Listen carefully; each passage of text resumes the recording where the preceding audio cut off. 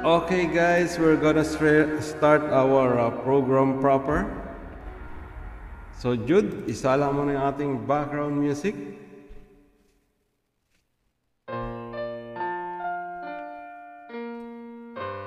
Okay guys, mag-umpisa na po tayo sa ating program proper na Dear Mr. DJ, wherein we are reading the love story of our letter senders regarding the love of their life.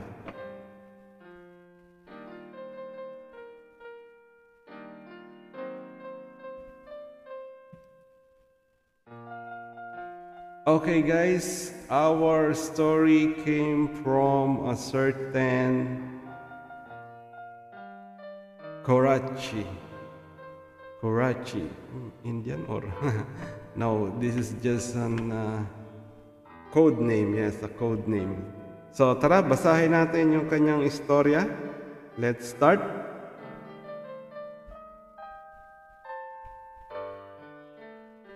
Dear Mr. DJ, tawagin mo na lang ako sa alias na Korache.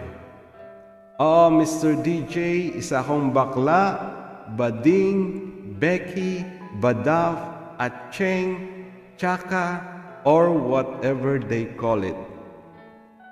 Rumarampa ako gabi-gabi hanggang madaling araw para kumita lang ng pera. Ito lang kasi ang alam kong pagkakitaan dahil hindi naman ako nakapagtapos ng pag-aaral. High school lang ang natapos ko at kung hindi sa pagrampa ay pagsali naman sa mga gay beauty contest ang pinagkakaabalahan ko para lang magkapera. Kumpara sa ibang bakla ay maganda naman ako at laging napapagkamalang babae ng maraming lalaki. Lalo na kapag nag-ayos na ako bilang isang babae. Ito ang naging advantage ko kung kaya't madalas akong manalo sa mga pa-contest ng mga bading.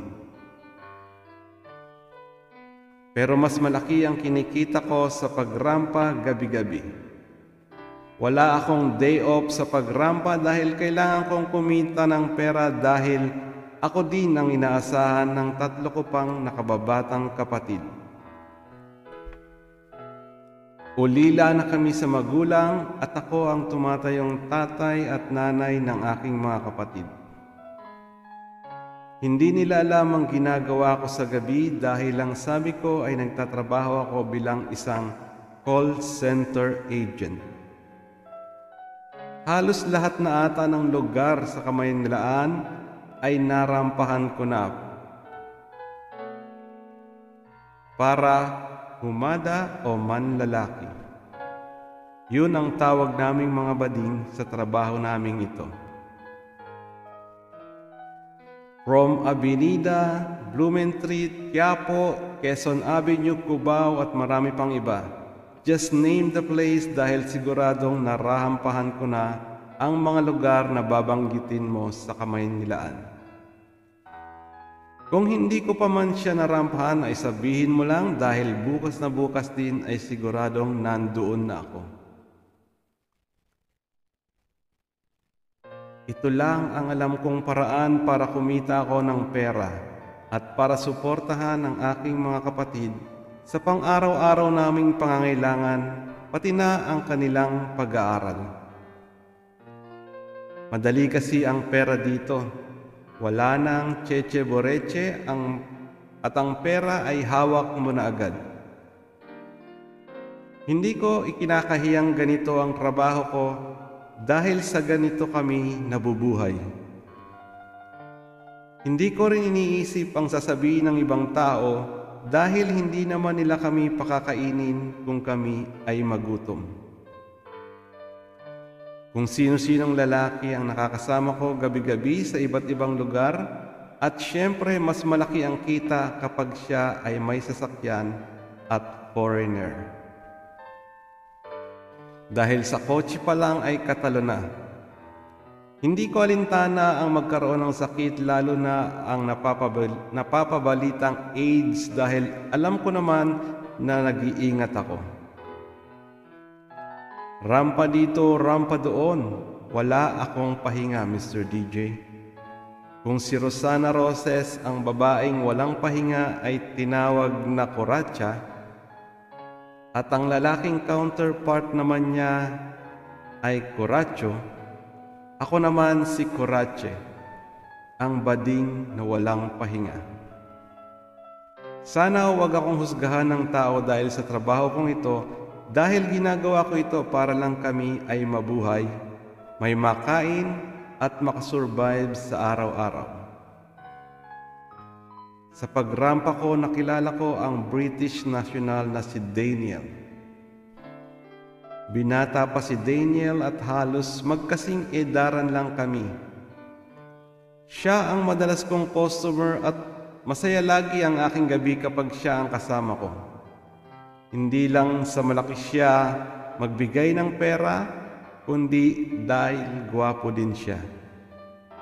Regular customer ko na siya at kapag siya ang tumawag ay hindi ko na kailangang rumampa kung saan mang lugar. Alam ni Daniel na isa akong bading pero parang hindi naman siya apektado dito at parang gusto na niya ako. Sabi niya ay wag na daw akong magtrabaho at magsama na lang daw kami. Dadalhin niya daw ako sa London at doon na daw kami manirahan kasama ng mga kapatid ko. Ito ang gumugulo sa aking isipan, Mr. DJ. Dapat ko bang tanggapin ang inaalok ni Daniel? Alam kong magiging malaking pagbabago ito sa aking buhay pati na sa aking mga kapatid, pero ito na yata ang sagot na makaahon kami sa kahirapan. Siguro dininig na ni Lord ang aking panalangin na makatagpo ako ng isang taong tanggap ang aking pagkatao at hindi ako huhusgahan kung ano ako at saan ako galing. Hindi pa rin kasi ako makapaniwala na darating sa akin ang ganitong sitwasyon. Pero sabi nga ng mga kaibigan kong Becky na tanggapin ko na daw ang alok dahil bihira ang ganyang pagkakataon. Ito na siguro ang kapalit ng paghihirap at sakripisyo ko gabi-gabi. Mr. DJ, payuhan mo ako sa aking magiging desisyon kung dapat ko bang tanggapin ang inaalok ni Daniel sa akin.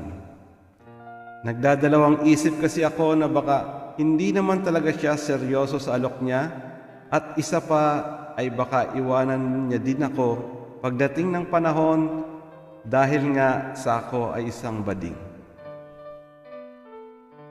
Salamat Mr. DJ kung mabigyan mo ng chance na mabasa ang letter kong ito sa segment mong Dear Mr. DJ.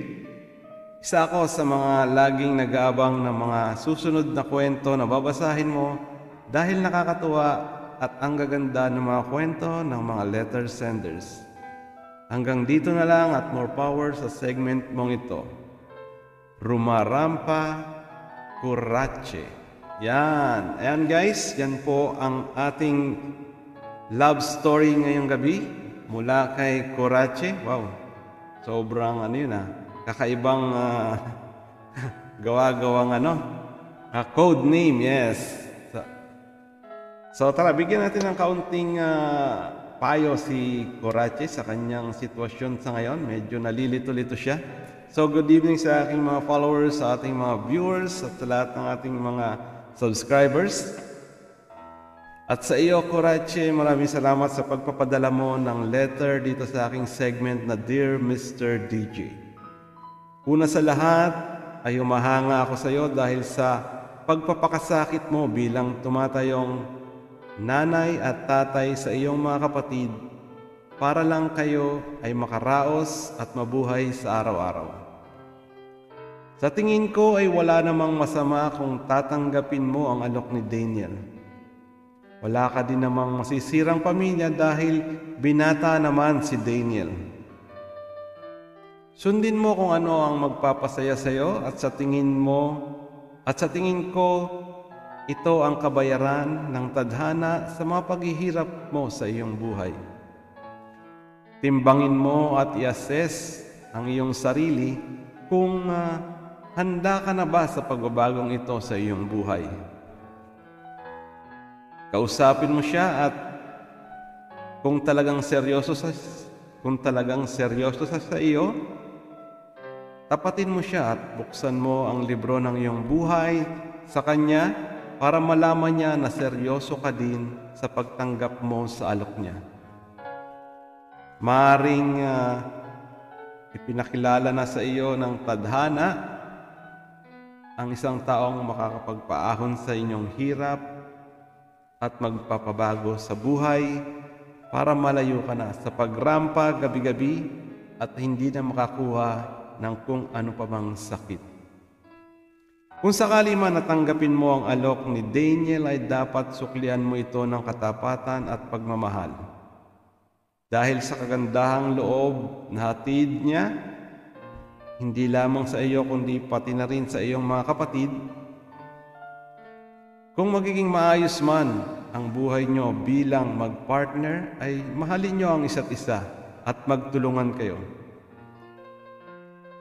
Magiging malaking pagbabago ito sa iyong buhay, pero alam ko naman na kaya mong harapin at kung anumang pagsubok ang dumating sa iyo dahil pinatibay ka na ng panahon sa mga pinagdaanan mo sa buhay. Huwag mong pigilan ang sarili mo na maging masaya. At kung nangangamba ka at nagdadalawang isip, kung ito ay hindi totoo, paano mo malalaman ang resulta na magiging desisyon mo kung hindi mo ito susubukan? Dapat subukan mo muna para malaman mo. Kung paano kung seryoso pala sa'yo si Daniel, di nasayang ang isang pagkakataon at napalampas mo ang isang sitwasyon. Lagi mong tandaan sa buhay natin,